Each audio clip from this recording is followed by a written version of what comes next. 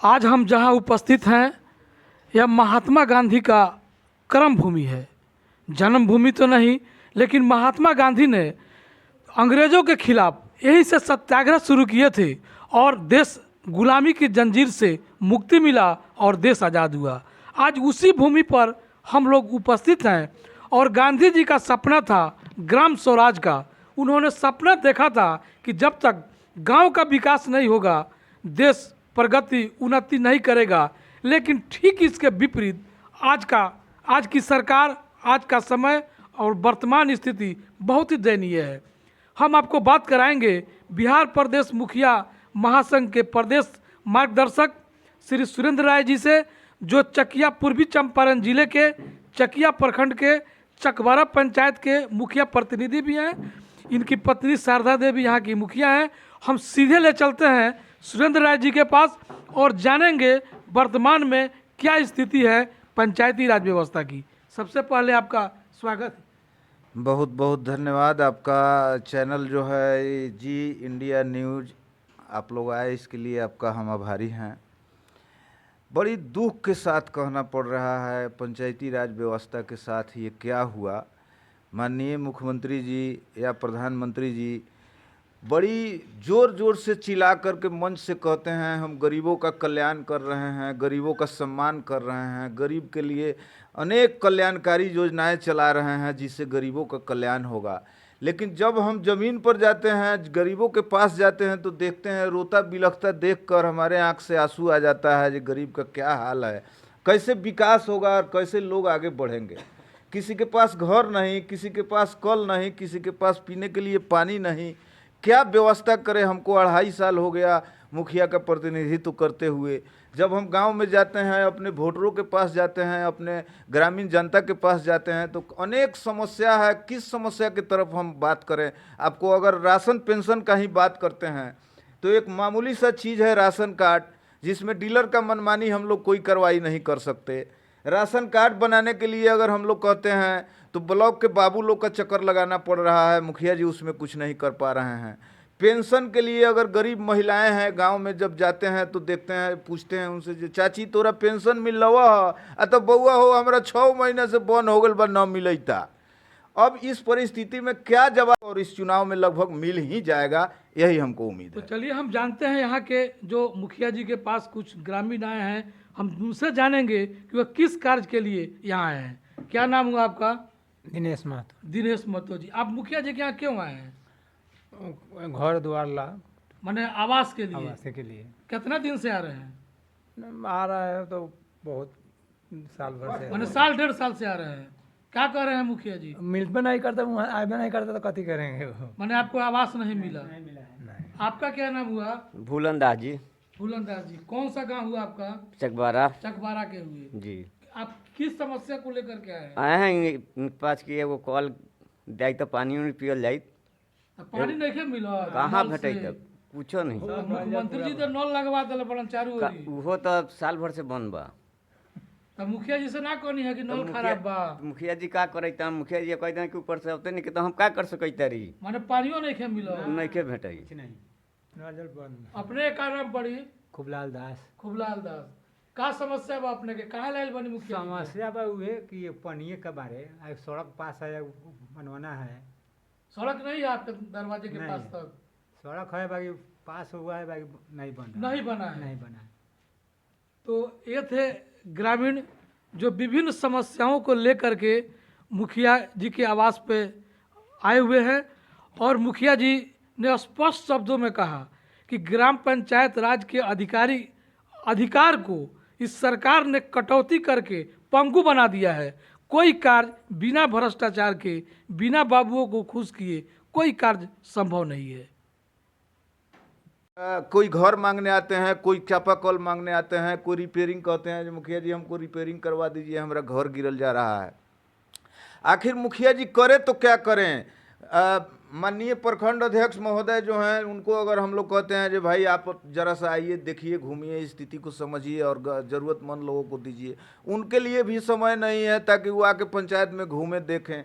उनके आवास सहायक हुए या प्रखंड के जो भी पंचायत कर्मी हैं, हम लोग उनको कहते हैं कि आप आइए पंचायत में, पंचायत भवन में बैठ करके अपना काम करिए, लोगों का सेवा करिए, अनेक समस्या है लोगों का, लेकिन कोई सुनने वाला नहीं है। माने अफसरशाही चरम पे है, चरण पे है। विकास बिल्कुल अवरुद्ध हो चुका है पंचायत में। विकास के नाम पर तो सर हम आपको ये बताना चाहेंगे, हम लोग करीब करीब 10वां 11वां आंदोलन पटना में कर चुके। माननीय मुख्यमंत्री जी के कान तक पता नहीं जो आवाज भी पहुंचा है कि नहीं। हम लोग लिखित आवेदन उनके यहाँ जा करके महामहिम राज्यपाल महोदय को भी देने का काम किए।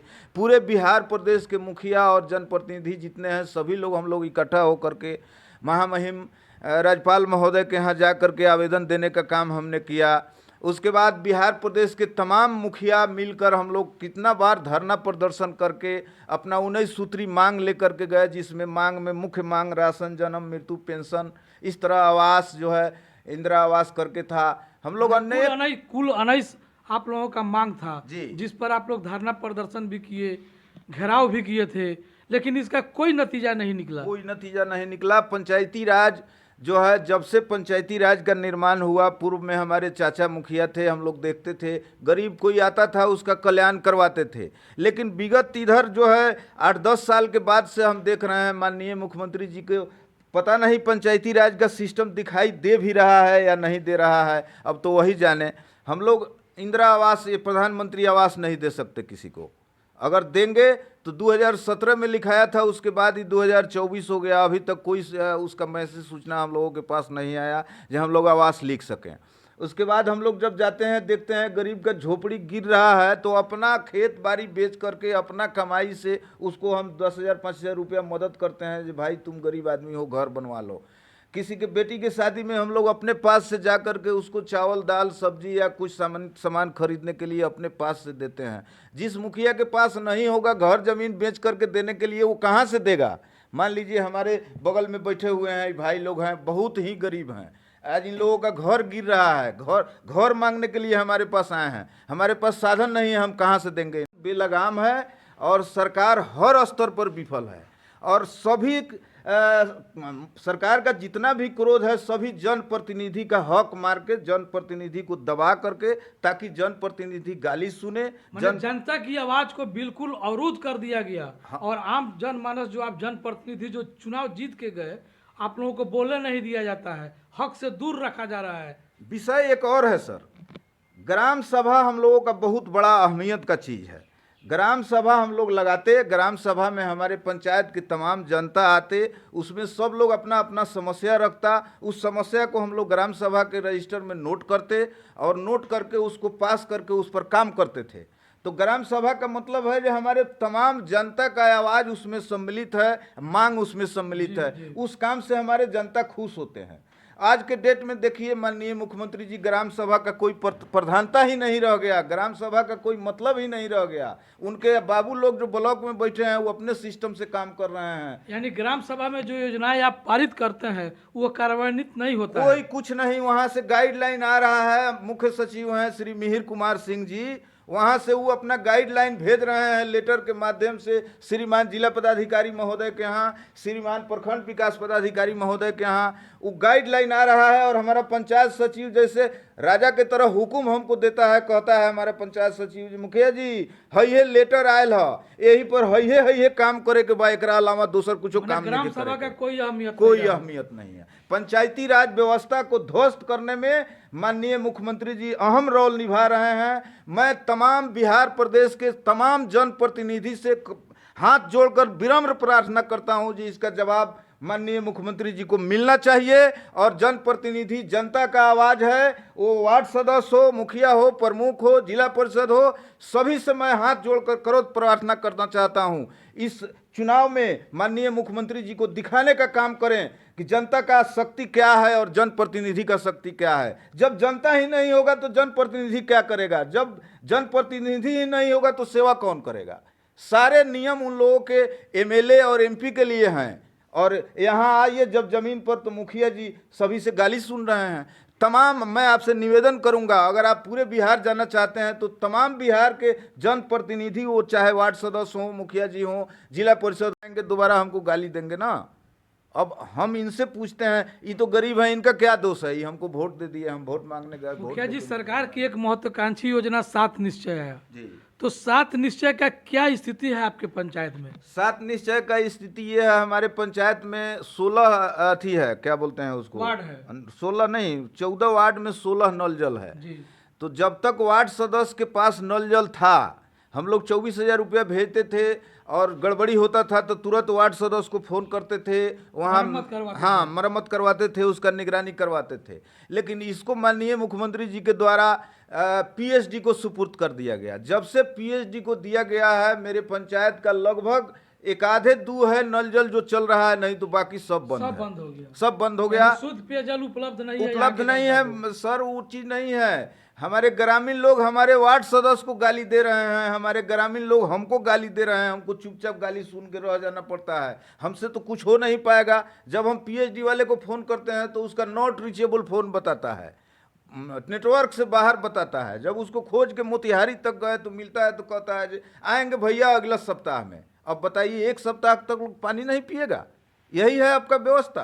आप कहते हैं कि हम जनता के भला के लिए हैं माननीय मुख्यमंत्री जी, आप कहते हैं पटना में बैठ करके वहाँ से तरह तरह का कल्याणकारी योजना आप पेपर में बना रहे हैं, कहते हैं कि हम गरीब के हितैषी हैं, हम आरक्षण दे रहे हैं, बहुत लोगों का भला कर रहे हैं। तो हम तो जमीन पर जा करके जब देख रहे हैं तो इसका उल्टा रिएक्शन हो रहा है। आप कहते हैं कि हम शराब बंद किए हुए हैं, हम प्रतिदिन यहाँ देख रहे हैं जो शराब धड़ल्ले से बिक रहा है, चारों तरफ लोग शराब बेच रहे हैं। हम मुखिया जी हैं, हम जाते हैं, कब मना करते हैं कि भैया शराब मत पियो, ये खराब चीज़ है, इससे तुम बर्बाद हो जाओगे। तो वो कहता है कि चलो चलो तोरा लेखा कितना मुखिया आयल गेल। बताइए, इस तरह के सिस्टम है, धड़ल्ले से लोग शराब बेच रहे हैं, धड़ल्ले से लोग, इस पर कोई एक्शन कार्रवाई नहीं है। पुलिस प्रशासन पकड़ता है, लेकिन वो तो 1 महीने में 10 दिन में 2 दिन में छूट के आ जाता है, कहता है कि पुलिस को मनोबल और ऊंचा हो जाता है। हजूर वो बात नहीं खे, पुलिस पकड़ के ले जाई, पुलिस अपन ड्यूटी कैलक, जाई 1 दिन में छूट के आई, फिर बिहान से पी के नलकटुआ लेके घूमता। अभी या अथी ओकरा कोई डरे भय नहीं खे। स्कूल